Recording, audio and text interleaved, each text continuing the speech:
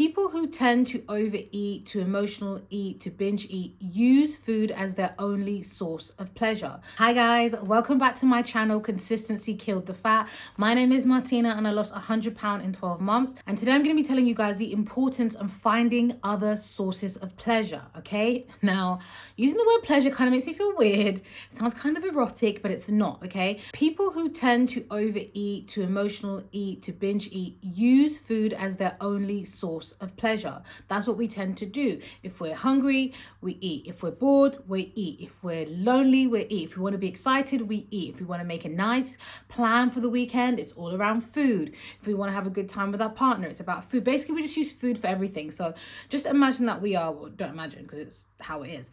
We are human beings with hundreds of different needs, and instead of having hundreds of different things to meet these hundreds of different needs, okay, maybe not hundreds, tens of different needs, we don't use 10 different things. We use one thing, and that thing is food. And that's what leads us to be overweight. If every single time you feel every single emotion you go to food, you're going to be in a surplus, okay? And like I talked about in my other videos, we don't do the whole, being fat is a moral thing around here. We know that if you are fat, it is simply because you're in the habit of being in a consistent calorie surplus. And if you are snatched, it's because you've done the work to be in the habit of being in a consistent calorie deficit. You need other ways to make yourself feel good. You need other ways to self-soothe. You need to write down all the different emotions, the ones that you feel often. Lonely. What can you do when you're lonely? It sounds like common sense, but it might help you to write down the things that you can do when you feel different emotions. So for example, if you feel lonely, you can call a friend. You can arrange to go out with someone. You can connect with people online. There's other things you can do rather than come home and eat. If you feel excited, what can you do when you're excited? There might be something that you want to do when you're excited. You might want to go dance, go out clubbing. There's so many things that you can do when you feel different emotions. It's not just about food, and you need to get really aware of the fact that you're using food to compensate for lots of other things, and your life is looking lopsided and it's leaning to the overeating side, okay? The other reason why it's important to find other sources of pleasure is because when you lose weight, your life is not going to be dramatically different. Like, you're going to be the same bitch. And I think, myself included, I think a lot of people think that when they lose weight, they're all of a sudden going to be a brand new person. Their whole life is going to be amazing and they're not going to need to work on other areas of their life. And it's just not true. When you lose weight, all you get is a smaller, snatchier, sexier body. But you don't get like a sexier life. You have to make your life sexy. And in order to make your life sexy, it needs to be full of pleasure from lots of different areas. Maybe you're someone who's locked yourself up from having a relationship. Maybe you need to go into that and figure out why you don't have a relationship if that's something that you want. Maybe you're someone who has a passion for music or for dancing or for art or, I don't know, science, and you've not let yourself do that because of your weight or just because of your low self-esteem. And maybe that's something that you need to go into. You need to figure out other ways of entertaining yourself, of giving yourself pleasure, of making yourself laugh, of making yourself feel relaxed. You need to find these other ways. I can't tell you what they are. I can tell you what mine are.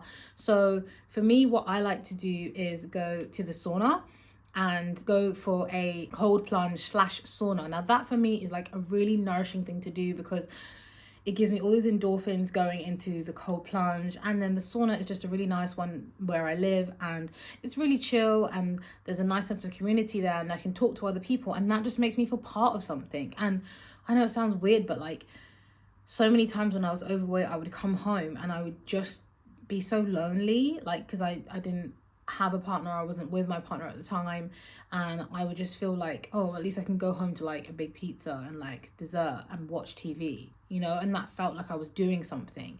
And instead I can build community and talk to my friends, God forbid, and not just watch their life on Facebook, actually meet up with them in real life and go for fucking dinner.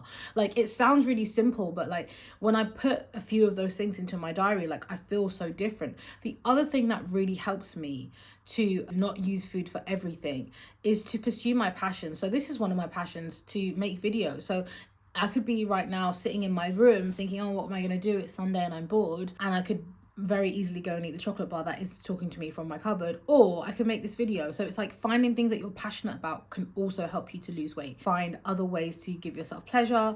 And I think the other thing is just writing out your feelings. And then last but not least, me, girl, I'm a motherfucking realist. The other thing that's going to help you is just sitting with your feelings. Sometimes you just have to sit with your feelings and cry.